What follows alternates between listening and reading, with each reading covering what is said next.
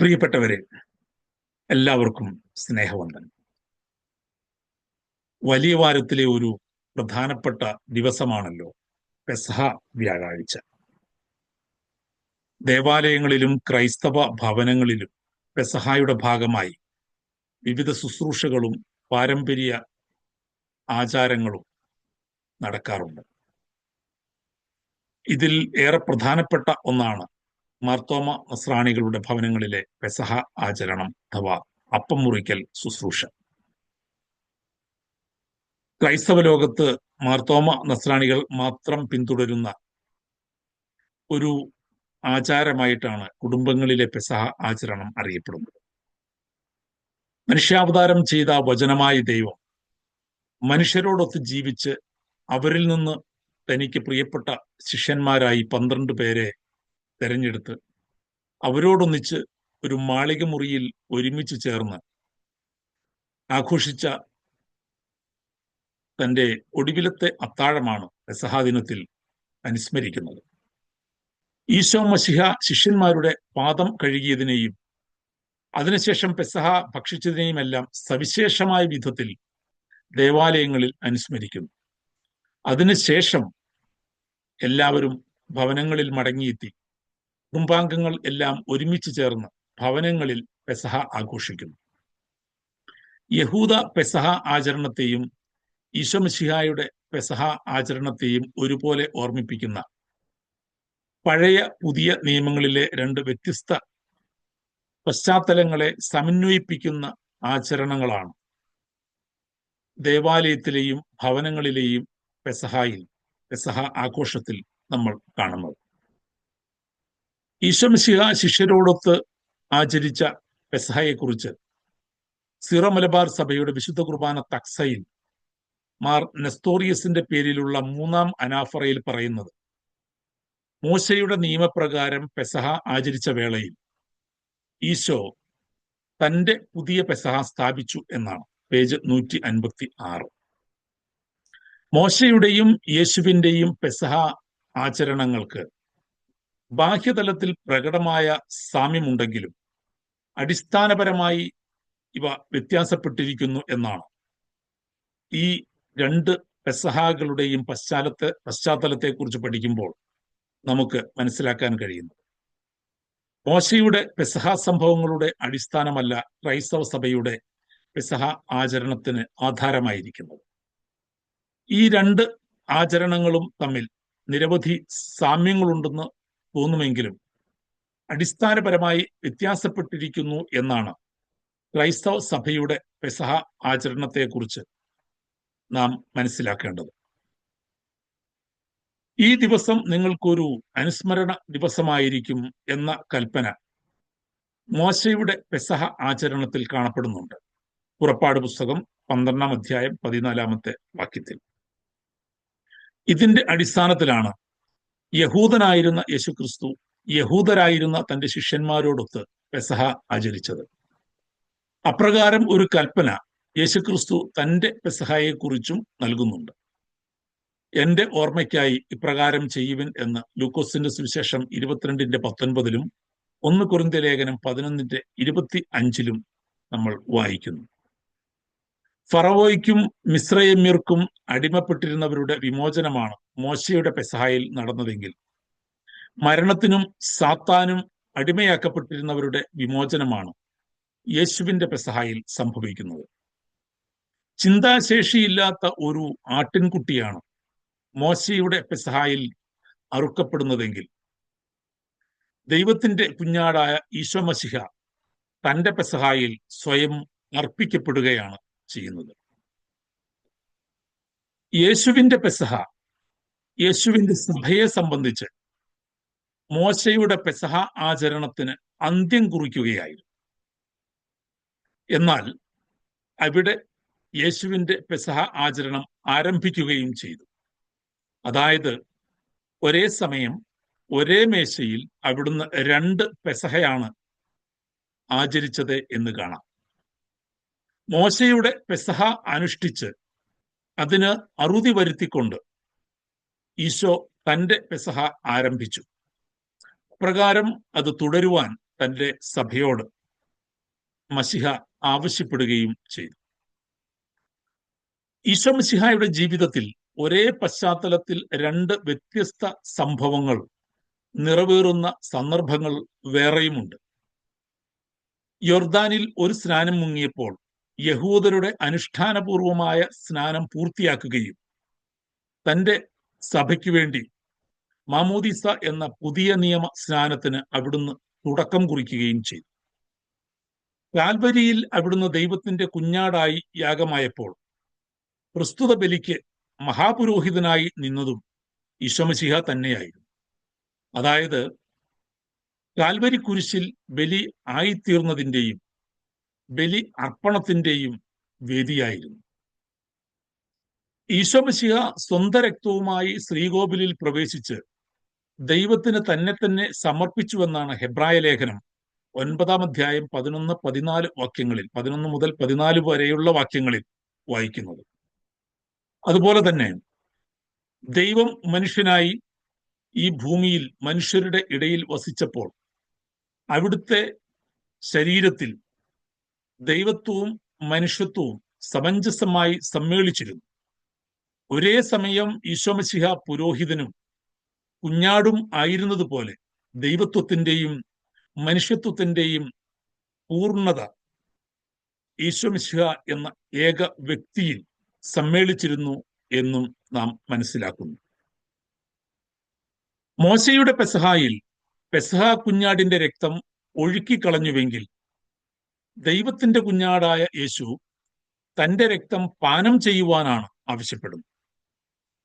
അവന്റെ രക്തം ഒരേ സമയം ചൊരിയപ്പെടുകയും പാനം ചെയ്യപ്പെടുകയും ചെയ്തു.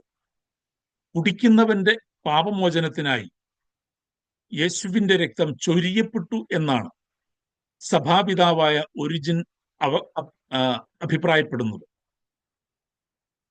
മശിഹ യഥാർത്ഥ പെസഹ കുഞ്ഞാടായി പഴയ നിയമ പെസഹ പുതിയ നിയമ പെസഹായുടെ നിഴൽ ആയിട്ടുമാണ് ക്രൈസ്തവ സഭ മനസ്സിലാക്കുന്നത്. ഈശോ മിശിഹായുടെ അന്ത്യത്താഴ ആചരണം മോശയുടെ പെസഹായുടെ പശ്ചാത്തലത്തിൽ ആയിരുന്നതിനാൽ മോശയുടെ പെസഹായിലെ അനുഷ്ഠാനങ്ങളെക്കുറിച്ച് നമ്മൾ വ്യക്തമായി അറിഞ്ഞിരിക്കേണ്ടതുണ്ട്. യഹൂദരുടെ പെസഹ മേശയിൽ തയ്യാറാക്കിയിരിക്കുന്നത് വീഞ്ഞും പുളിപ്പില്ലാത്ത അപ്പവും കുഞ്ഞാടിന്റെ വേവിച്ച മാംസവും കയ്പുള്ള ഇലകളും പഴങ്ങളുമാണ്. യഹൂദ പെസഹ ആചരണത്തിൽ അവർ 4 പ്രാവശ്യം വീഞ്ഞു കുടിക്കുന്ന ഒരു ആചാരമുണ്ട്. ദൈവം മോശയ്ക്ക് വെളിപ്പെടുത്തിയ യഹോവ എന്ന നാമത്തിലെ 4 അക്ഷരങ്ങളെയാണ് 4 പാത്രം വീഞ്ഞ് സൂചിപ്പിക്കുന്നത് എന്ന് പറയപ്പെടുന്നു. ആചാരപരമായ ഒരു പാനീയം എന്ന നിലയിൽ വളരെ ചെറിയ അളവിലാണ് പെസഹ ആചരണത്തിന്റെ ഭാഗമായി അവർ വീഞ്ഞു കുടിക്കുന്നത്. ആദ്യ കപ്പ് വീഞ്ഞ് എല്ലാവരും കുടിക്കുന്നതോടെ പെസഹ ആചരണങ്ങൾ ആരംഭിക്കുന്നു. തുടർന്ന് പച്ചിലകളും കയ്പ് ചീരകളും ചേർത്തുള്ള ഭക്ഷണം കഴിക്കുന്നു. അതിനുശേഷം രണ്ടാമത്തെ കപ്പ് വീഞ്ഞ് കുടിക്കുന്നു. തുടർന്ന് മോശയുടെ നേതൃത്വത്തിലുള്ള പുറപ്പാട് സംഭവങ്ങളും 113 മുതൽ 118 വരെയുള്ള ഹല്ലേൽ സങ്കീർത്തനങ്ങളും വായിക്കുന്നു. അതിനുശേഷം പെസഹ കുഞ്ഞാടിന്റെ മാംസവും പുളിപ്പില്ലാത്ത അപ്പവും ഉൾപ്പെടുന്ന മുഖ്യ ഭക്ഷണത്തിലേക്ക് അവർ പ്രവേശിക്കുന്നു. കുടുംബനാഥൻ പുളിപ്പില്ലാത്ത അപ്പം കയ്യിലെടുത്ത് പ്രാർത്ഥിച്ച ശേഷം അപ്പം മുറിച്ച് എല്ലാവർക്കും വിതരണം ചെയ്യുന്നു. കുഞ്ഞാടിന്റെ മാംസവും കയ്പുള്ള സസ്യങ്ങളും ചേർത്ത് ഇത് എല്ലാവരും കഴിക്കുന്നു. ഭക്ഷണത്തിന് ശേഷം കുടുംബനാഥൻ 3-ാമത്തെ കപ്പെടുത്ത് കൃതജ്ഞതാ സ്തോത്രം ചെയ്ത് കുടുംബാംഗങ്ങൾക്ക് കൈമാറുന്നു. ഈ സമയത്ത് ഹല്ലേൽ സങ്കീർത്തനങ്ങളുടെ 2-ാം ഭാഗം വായിക്കുന്നു. തുടർന്ന് പെസഹ ആഘോഷത്തിന് പരിസമാപ്തി കുറിച്ചുകൊണ്ട് 4-ാമത്തെ പ്രാവശ്യം പാനപാത്രം നിറച്ച് അതിൽ നിന്ന് അവർ കുടിക്കുന്നു. ഇതോടെ യഹൂദ പെസഹ അവസാനിക്കുന്നു. യഹൂദ പെസഹായുടെ ഈ ഘടന അറിഞ്ഞുകൊണ്ട് വേണം ഈശോ മിശിഹായുടെ പെസഹ ആചരണത്തെ മനസ്സിലാക്കുവാൻ.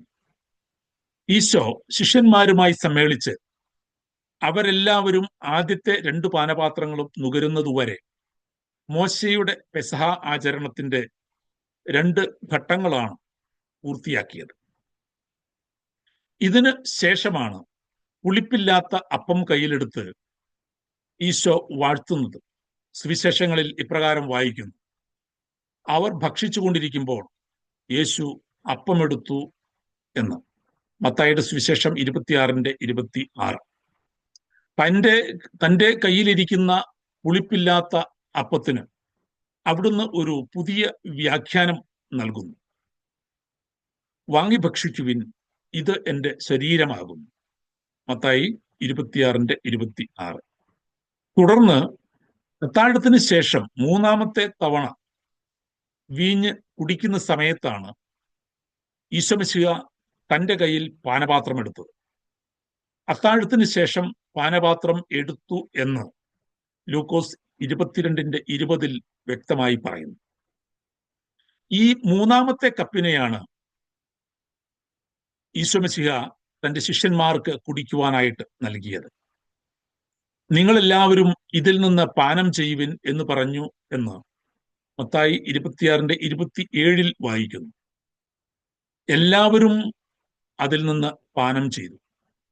അതിന് അവിടുന്ന് നൽകിയ വ്യാഖ്യാനം ഏറെ ശ്രദ്ധേയമാണ്. ഇത് പാപമോചനത്തിനായി അനേകർക്കു വേണ്ടി ചിന്തപ്പെടുന്നതും ഉടമ്പടിയുടേതുമായ എൻ്റെ രക്തമാണ്. അന്ത്യത്താഴവേളയിൽ ഈശോ മിശിഹ തന്റെ ശരീരമായി പ്രഖ്യാപിച്ച് വാഴ്ത്തിയ അപ്പം തിന്നുകയും തന്റെ രക്തമായി പ്രഖ്യാപിച്ചുകൊണ്ട് വാഴ്ത്തിയ ആ കപ്പിൽ നിന്ന് കുടിക്കുകയും ചെയ്തോ എന്ന ഒരു ചോദ്യം ഇവിടെ ഉയരുന്നുണ്ട്. വാസ്തവത്തിൽ ഈ അപ്പം ഭക്ഷിച്ചതിനും 3-ാമത്തെ കപ്പ് കുടിച്ചു എന്നതിനും ബൈബിളിൽ യാതൊരു തെളിവുമില്ല. ഈശോയുടെ പെസഹ ആചരണത്തെ വിവരിക്കുന്ന സുവിശേഷ ഭാഗങ്ങളായ മത്തായിയുടെ സുവിശേഷം 26:17-30 വരെയുള്ള വാക്യങ്ങളും മർക്കോസിന്റെ സുവിശേഷം 14-ാം അധ്യായം 12 മുതൽ 26 വരെയുള്ള വാക്യങ്ങളും ലൂക്കോസിന്റെ സുവിശേഷം 22-ാം അധ്യായം 7 മുതൽ 20 വരെയുള്ള ഭാഗങ്ങളിലും ഒന്നും ഈശോ മിശിഹ വാഴ്ത്തി ശിഷ്യന്മാർക്ക് നൽകിയ അപ്പവും വീഞ്ഞും ഭക്ഷിച്ചു എന്നത് വ്യക്തമാക്കുന്നില്ല. എന്നാൽ സഭാപിതാവായ മാർ നെസ്തോറിയസിന്റെ വിശുദ്ധ കുർബാനയിലെ ടക്സയിൽ വിവരിക്കുന്നത് ഈശോ മിശിഹ അപ്പം വാഴ്ത്തി വിഭജിച്ച് ഭക്ഷിച്ച ശേഷം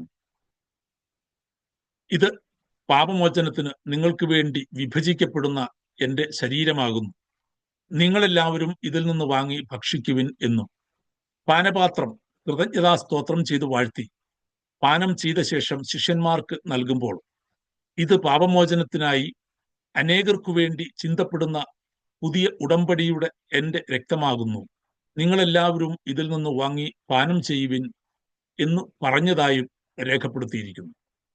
മാർ അപ്രേമും ഇപ്രകാരം തന്നെ ഈശോ ഭക്ഷിക്കുകയും പാനം ചെയ്യുകയും ചെയ്ത ശേഷമാണ് ശിഷ്യന്മാർക്ക് ഭക്ഷിക്കുവാനും പാനം ചെയ്യുവാനുമായി നൽകിയത് എന്നാണ് രേഖപ്പെടുത്തിയിരിക്കുന്നത്. ഈശോയുടെ അന്ത്യത്താഴവേളയിൽ അപ്പവും വീഞ്ഞും ഭക്ഷിക്കുകയും പാനം ചെയ്യുകയും ചെയ്തിരുന്നു എന്നാണ് സഭയുടെ പാരമ്പര്യ വിശ്വാസം. ഈശോയുടെ പെസഹ ഒരു ബലിയർപ്പണമായിരുന്നു.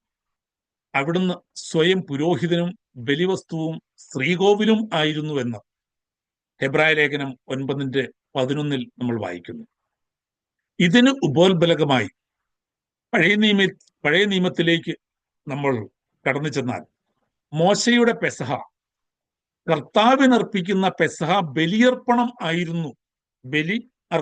ആയിരുന്നു എന്ന് തന്നെയാണ് പുറപ്പാട് പുസ്തകം 12-ാം അധ്യായം 27 രേഖപ്പെടുത്തിയിരിക്കുന്നത്. ഈശോ അന്ത്യത്താഴത്തിൽ ഒരു പുരോഹിതനായി നിന്നുകൊണ്ട് ബലിയർപ്പിക്കുകയായിരുന്നു. പാപപരിഹാര ബലിയർപ്പിക്കുന്ന പുരോഹിതൻ ബലിവസ്തു ഭക്ഷിക്കണമെന്ന് ലേവ്യ പുസ്തകം 6-ാം അധ്യായം 26-ലും 7-ാം അധ്യായം 6-ാമത്തെ വാക്യത്തിലും രേഖപ്പെടുത്തിയിട്ടുണ്ട്.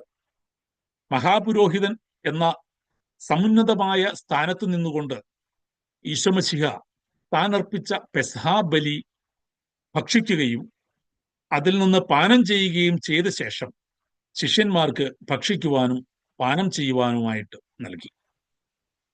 ബലിവസ്തുക്കൾ ഭക്ഷിക്കുന്നവർക്കാണ് ബലിപീഠത്തിൽ ഭാഗഭാഗിത്വമുള്ളത്.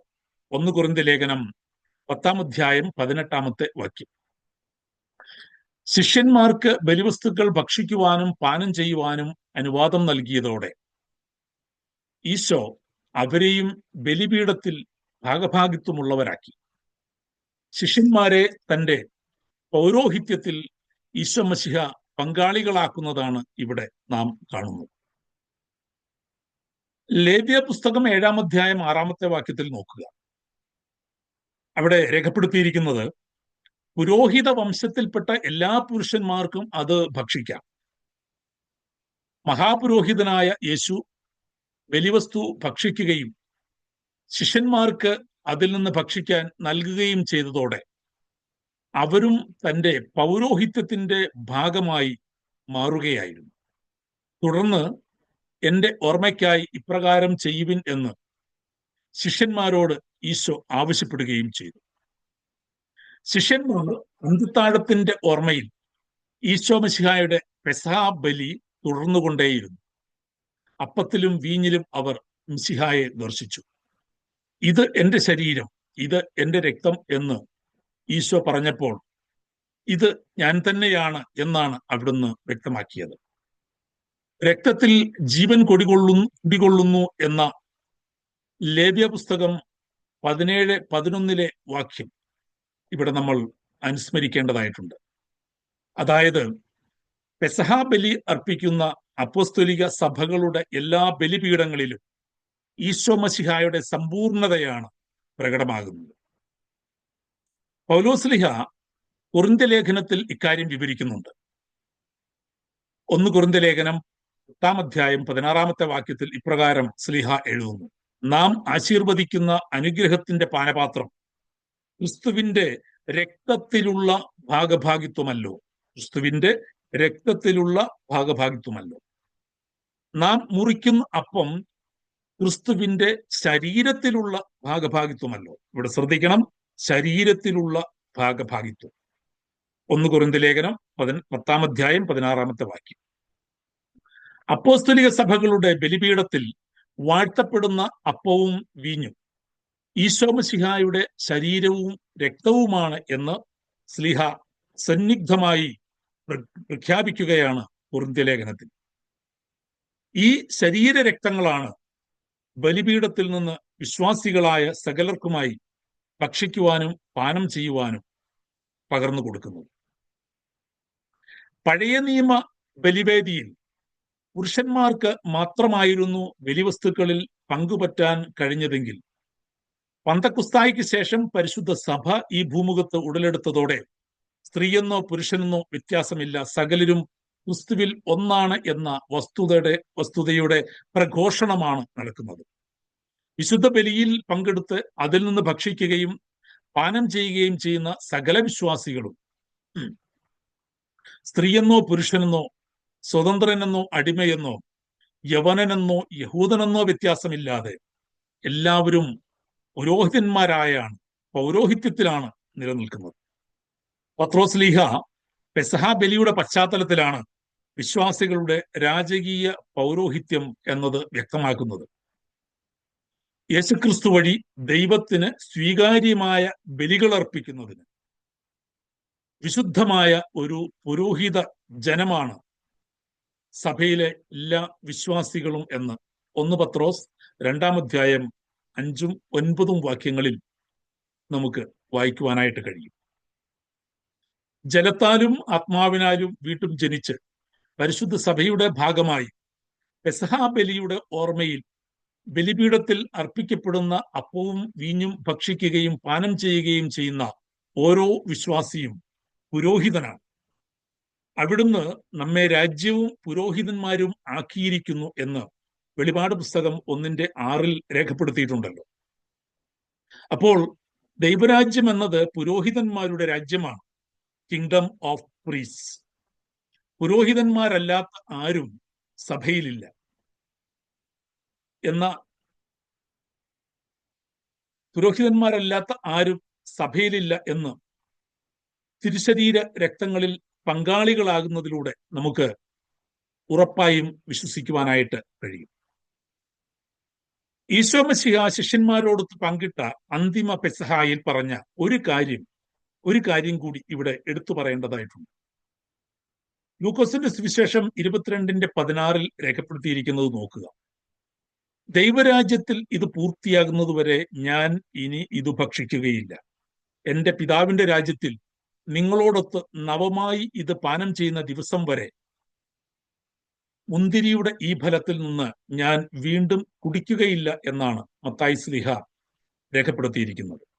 അതായത് കർത്താവിന്റെ അന്ത്യത്താഴത്തിൽ ഒടുവിലത്തെയും 4ാമത്തേതുമായ പാനപാത്രം അവിടുന്ന് പൂർത്തിയാക്കിയില്ല. അത് പൂർത്തിയാകാനിരിക്കുന്നതേയുള്ളൂ.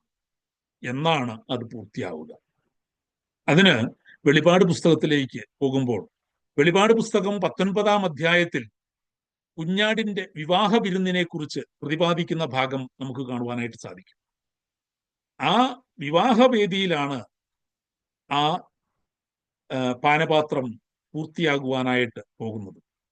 അതുവരെയും പെസഹാബലി സഭയിൽ കർത്താവിന്റെ പ്രത്യാഗമനം വരെയും പ്രഖ്യാപിച്ചുകൊണ്ടിരിക്കണം. 1 കൊരിന്ത്യർ ലേഖനം 11-ാം അധ്യായം 26-ാമത്തെ വാക്യം. ഇത്രയും നേരം പറഞ്ഞ കാര്യങ്ങളെ ഏതാനും വാക്കുകളിൽ ചുരുക്കി പറഞ്ഞുകൊണ്ട് ഈ വീഡിയോ അവസാനിപ്പിക്കുകയാണ്. ഈശോ മശിഹായുടെ അന്ത്യത്താഴം മോശയുടെ പാരമ്പര്യപ്രകാരമുള്ള പെസഹാബലി ആചരണത്തിന്റെ പശ്ചാത്തലത്തിലാണ് തുടങ്ങിയത്. എന്നാൽ അതേ മേശയിൽ ഈശോ തന്റെ പെസഹാബലി അർപ്പിച്ചു. ഒരേ മേശ 2 വിധ ബലിയർപ്പണങ്ങളുടെ വേദിയായി. അവിടുന്ന് ബലിയർപ്പിക്കുന്ന പുരോഹിതനും ബലിയായി തീർന്ന കുഞ്ഞാടുമാണ്, ദൈവത്തിന്റെ കുഞ്ഞാടുമാണ്. ഈ ബലിവേദിയിൽ അർപ്പിച്ച ബലിവസ്തുക്കൾ അവിടുന്ന് ഭക്ഷിക്കുകയും പാനം ചെയ്യുകയും ചെയ്തതിലൂടെ തന്റെ മഹാപൗരോഹിത്യം അവിടുന്ന് തെളിയിച്ചു. തന്റെ ശിഷ്യരെ ബലിവസ്തുക്കളിൽ പങ്കാളികളാക്കിയതോടെ ഈശോ തന്റെ പൗരോഹിത്യത്തിലേക്ക് അവരെയും ഉയർത്തി. എന്റെ ഓർമ്മയ്ക്കായി ഇപ്രകാരം ചെയ്യുവിൻ എന്ന കൽപ്പന ഏറ്റെടുത്ത ശിഷ്യന്മാർ ഈശോ മശിഹായുടെ കൽപ്പന അപ്രകാരം തന്നെ അനുവർത്തിക്കുകയും ബലിയർപ്പണം തുടരുവാൻ തങ്ങളുടെ ശിഷ്യന്മാരെ, തങ്ങളുടെ പിൻഗാമികളെ അനുവദിക്കുകയും ചെയ്തു. ഇതിലൂടെ ക്രൈസ്തവ സഭയുടെ ശുശ്രൂഷ പൗരോഹിത്യവും പെസഹ ബലിയർപ്പണവും ഇന്നും തുടർന്നുകൊണ്ടേയിരിക്കുന്നു. ഈശോ മശിഹായിൽ നിന്ന് കണ്ടതും കേട്ടതുമായ യാഥാർത്ഥ്യങ്ങൾ ഇപ്രകാരം അനുവർത്തിച്ച അപ്പോസ്തലന്മാർ വിശ്വാസികൾക്കായി മശിഹായുടെ തിരുശരീര രക്തങ്ങൾ വിഭജിച്ചു നൽകി. ഇതിലൂടെ ഓരോ ക്രിസ്തുവിശ്വാസിയും നിത്യജീവന്റെയും ക്രിസ്തുവിന്റെ രാജകീയ പൗരോഹിത്യത്തിന്റെയും ഭാഗമായി തീർന്നു. ദൈവത്തിന്റെ രാജ്യവും പുരോഹിതന്മാരുമായി ഈശോയുടെ പെസഹായുടെ മഹത്വം പ്രഘോഷിച്ചുകൊണ്ടിരിക്കുന്നു. ഒടുവിൽ കുഞ്ഞാടിന്റെ വിവാഹ വിരുന്നിൽ നാം എല്ലാവരും കർത്താവിനോടുകൂടെ ആ ഒടുവിലത്തെ കാസയിൽ നിന്ന് പാനം ചെയ്യും. ഇതാണ് പെസഹായോട് അനുബന്ധിച്ച് ദൈവവചനത്തിന്റെയും മോശയുടെ കാലഘട്ടത്തിലെ പെസഹ ആചരണത്തിന്റെയും അടിസ്ഥാനത്തിൽ നാം മനസ്സിലാക്കുന്ന വസ്തുതകൾ. എല്ലാവരെയും ദൈവം അനുഗ്രഹിക്കട്ടെ. Thank you.